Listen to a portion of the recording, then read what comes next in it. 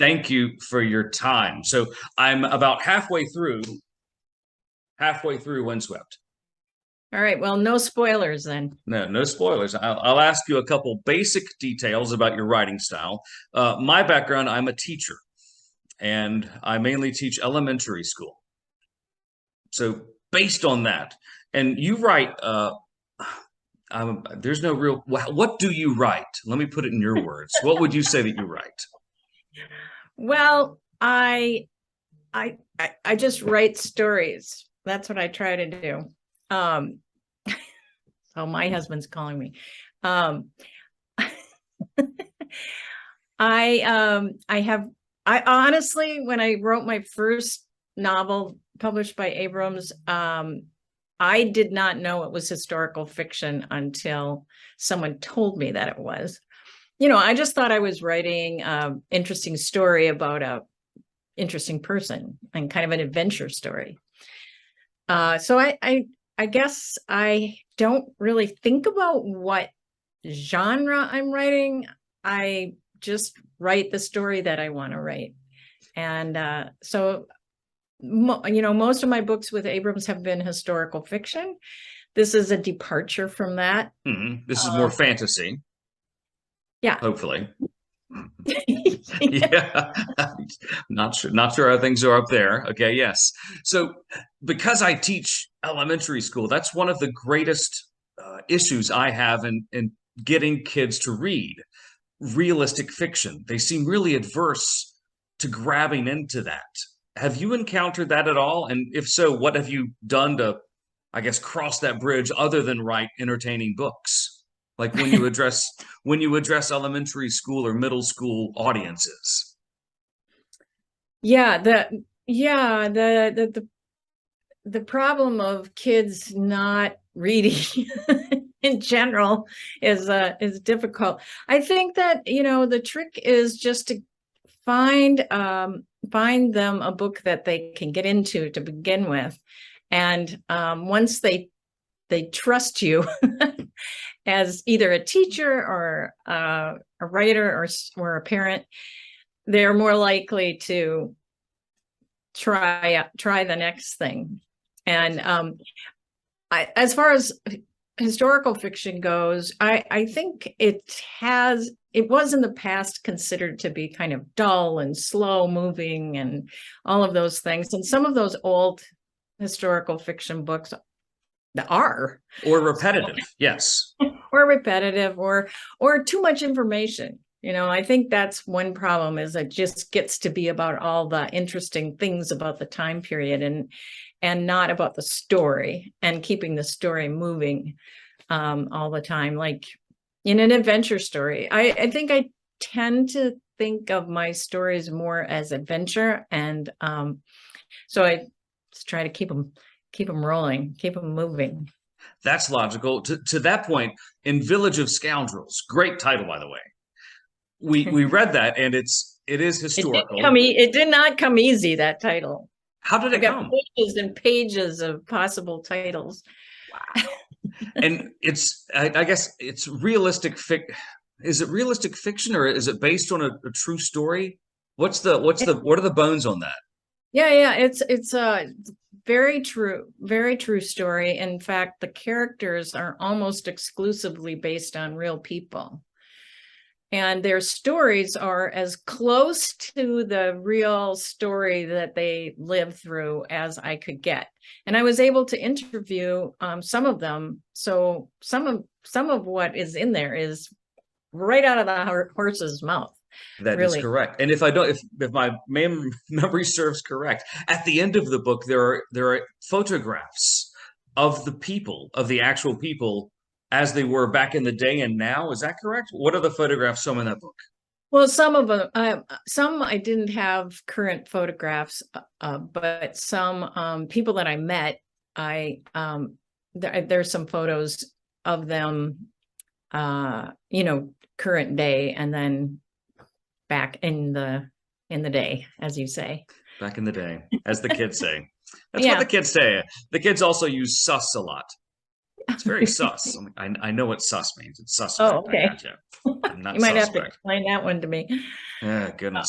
What attracted you to that story? And then we'll get on to Windswept, because that's a tough nugget for upper elementary and middle to grasp into, is the horrors and the atrocity of World War II, but also the silver lining stories and the good elements of humanity that came from it, which Mhm. Scoundrels does. What brought you to that story? Well, that was actually something I read a little snippet about that village when I was researching Shadow on the Mountain. So that was my second novel. So that was many years ago. And that novel takes place in Norway during World War II. And it's also based on the true story of a real guy who I met and interviewed in Norway. And so while I was, just scrolling around on the internet looking for whatever, I bumped into this little story about a village in France that sheltered and smuggled to safety many hundreds, maybe thousands of Jewish children rescued from French concentration camps. And, I was interested, but I was writing about Norway. Yeah. And so I just sort of tucked it away, and proceeded to go back to Norway and do that story. And then, some couple of other books came along, West of the Moon and The Bamboo Sword. And then I had a contract for another book. And I remember that, well, I think also just the state of the world and things that were going on politically made me really want to find I wanted to spend my time as a writer with good people. Yeah. And because I spent a long time writing a novel, and I just wanted to hang out with good people. So I remembered that story, and I went back to do more research about it. Can I find that? What village was that? And what was the story again? And lo and behold, it is a well-known place. And there have been a number of books written about it, mostly for adults, Yeah. but a couple for kids too. And so I read all those things, and then learned that the daughter of the pastor of that town lives in St. Paul Hmm. and Minnesota. I Yeah. live in Duluth, so 2 hours away from me was this resource. And what a Wow. resource she turned out to be, like such a resource and a godsend for that story, because she not only did she know everything, she knew everyone and introduced me to the people and, people who were sheltered there and people who were involved in the resistance effort. And then when I went to France, she basically called ahead and introduced me to everyone. So I was Cool. met by the mayor, and I got a tour of the museum by a member of the city council. And, it was just rolled out the red carpet. It That's was, cool.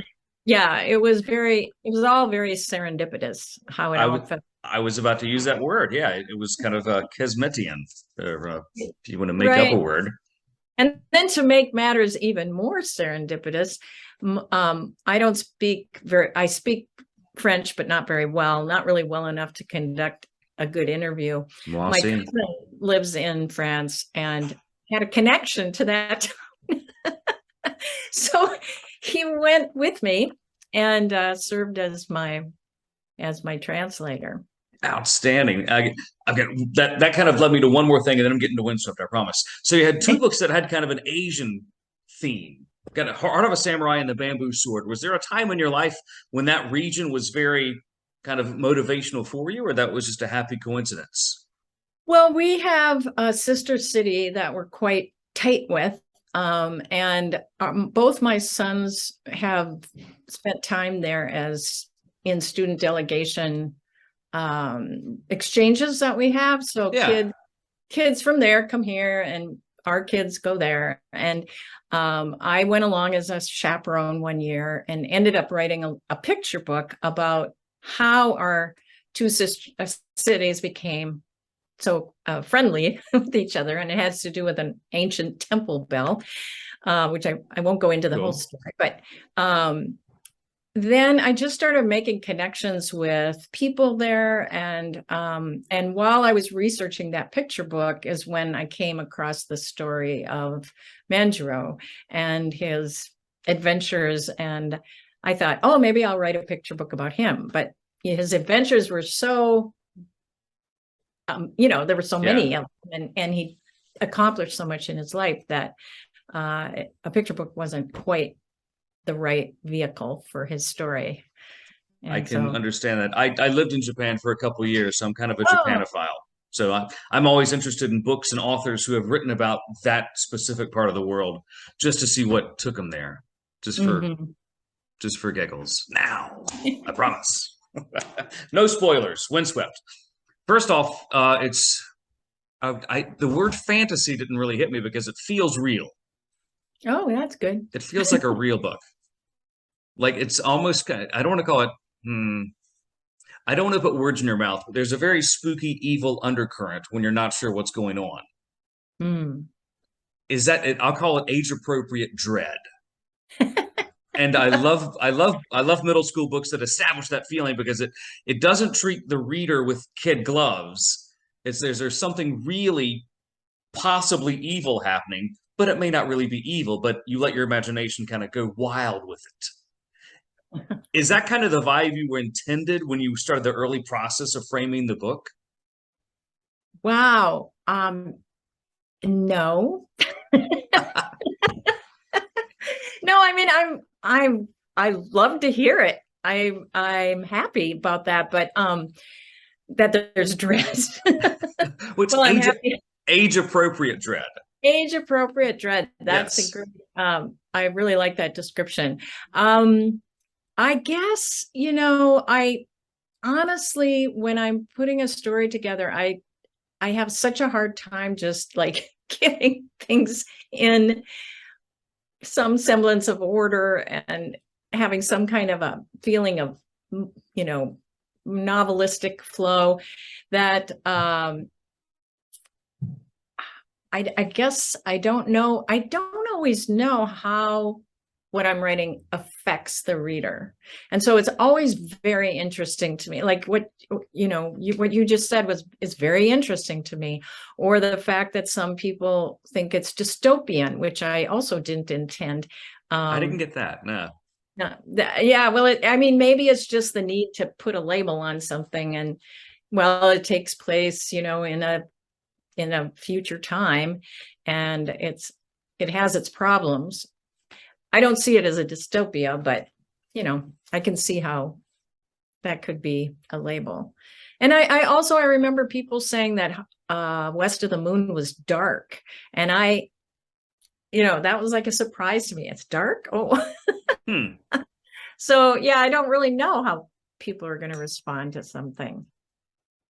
And because I'm verging on a 40% done with the book. I know what windswept means in the book and what it means to the main characters. There are so many metaphors that could be brought into the book. Is it metaphor laden, or is that up to the readers to interpret that? Well, of course, the readers can interpret it any way they see fit, the way they feel. But yes, yeah, for me, there's a lot of metaphor to it. And it's a great job not giving anything away. Is there Well, a I mean, it actually doesn't give anything away. It's just that that's how I interpret it. And I don't really want to put that on there and say, this is how you should interpret it. I would agree. Much the way that I didn't see it as end of the world dystopian, and some folks might not see dread from Windswept. I see fun dread is a horrible term, but I might call it that. Slightly better than age appropriate. Do your books ever morph? Like when you started writing Windswept, do you have a start and end, or does it change in the middle? No, I really, really rarely ever know how a story is going to end. And I really didn't know. There's so much I didn't know as I was writing this that became clearer and clearer as I went along. And actually I have to give my editor credit, because for a long time, I was writing. This is not the way I usually write, but I kept switching persons and tenses. Like I would write in the first person and present tense, and then I'd write in the third person and past tense, then I'd write in the first person and past tense. I mean, it was all over the place. And I knew I was doing it. I knew I was doing it, but I couldn't help it. It was just like when I sat down to write, that's the way it would come out. And it was all over the place and really a mess. And I knew that. And my editor just said, okay, you're going to write this part in first person present tense and this part in third person past tense. And as soon as he said it, it was like, something totally now makes sense to me. And something regarding something regarding the scope of the book and where it's going, the way the book is constructed. Interesting. And where it's going. Mm-hmm. And again, no spoilers detected there. No, and when you plot out a book, do you have like a wall of plot that you do, or you write down key points and you just try and connect the dots, or is it just random? Well, when I get a sense of how things are fitting together, I don't always write chronologically, like this is beginning, then I write the next part and the next part and the next part. I just kind of write as scenes occur. And so then I have to reshuffle them all. Sometimes I write them on cards, and in our living room, I just clear everything out and I put the cards out and then, move the cards around. So I've just got, like what the chapter's about, and then I move them around. And I also have a big bulletin board over here, right here. I mean, not a bulletin board, a black old school chalkboard. Yeah. Yeah, it's actual literal slate. That's how old it is. Nice. And from the mountains of Minnesota. Yeah. Right. That's good. And so sometimes I write out, I write things there and chalk, and then I can erase them and whatever, move them around. Sometimes with sticky notes. I have one of those too. It's a little more chaotic than yours, though. It's the education version, unfortunately, with elementary school scribblings. Is it still a chalkboard, or is it a? It's a whiteboard. So unfortunately, it's prone to elementary school fingers than pranksters. God love them. Yes. So what grade are you teaching? I'm teaching any grade in elementary school and some middle school when the time allows. The time being the school bus time. Oh. In that if it's a certain day where I know that the elementary school student will be home, then I'll commit to doing middle school that day. I prefer doing middle school because those kids are those students, they're a little more interactive, and they know more, and they can engage more, or they can disengage, and it's okay. Whereas if an eighth grader is not going to be part of the system and they're just going to say, I'm just going to take a nap, you try to help them. Whereas with elementary school, you try to help everybody, like you're some kind of passionate sailor. And with middle school, you're like, you know what?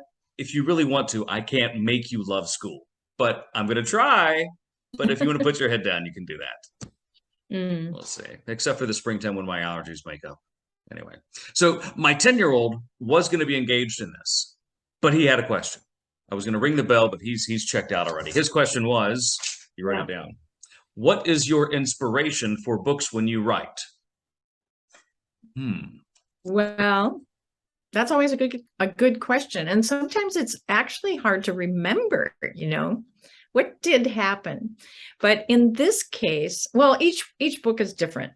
And some books have been very much inspired by my reading when I was a kid. Like the one I mentioned the one set in Norway. That I had a favorite book as a kid called Snow Treasure, set in Norway during World War II. And when it came time to write another novel, I remembered that book and I thought, I want to explore that too. This one was, I've been calling it my pandemic story because I started working on it in the late, in the spring of 2020 when everything was shut down. Yeah. And I was having trouble writing. And so I started reading fairy tales. And and the one that I read about the three princesses who can't go out until their 15th birthday, or they might get swept away in a snow flurry. Really, that resonated with me on a couple of levels. One, thinking about kids being isolated, not being able to go to school, not being able to see their friends, kind of stuck at home. And also, it turns out, I didn't really know this until recently, but 2020 was the windiest year on record in Minnesota. And normally during that time, in the wintertime, we have cold days, but very still. And that year was cold and very windy. Wind chill. Yeah. Horrible. Yeah. And so I think the wind, this sort of constant high winds, was part of the inspiration as well. And you got the three siblings, or the fairies, three fairies that get swept away in that fairy tale. Yeah, they're princesses. Yes. In the fairy tale. Yep. And and then somebody reminded me after I'd written it, a friend of mine who was reading it said, "Oh, this is interesting because you have three older sisters, and who all left home when I was quite young, because they're a lot older than me." Nice. And yeah, so I think that's part of it too, is working through that. And to that end, what's the best way to phrase this? You are a New York Times best-selling author. What was your family's reaction to that when, oh my gosh, this happened? Was it an earth-shaking deal for you, and how did they deal with it? Did they throw you a big cake party? What'd they do? Gosh, no, nothing. So you're due a big cake party. I'm gonna have to make up for it. Yeah, that's funny because my immediate family, it was probably just my husband and me home, because my kids were out of I think they were out of the house by then. In college or wherever they were, not paying any attention to what their parents were doing. Not calling mom, whatever. Just give me a care package. Give me some Pop-Tarts to college and I'll be good. Margi Preus, thank you very much.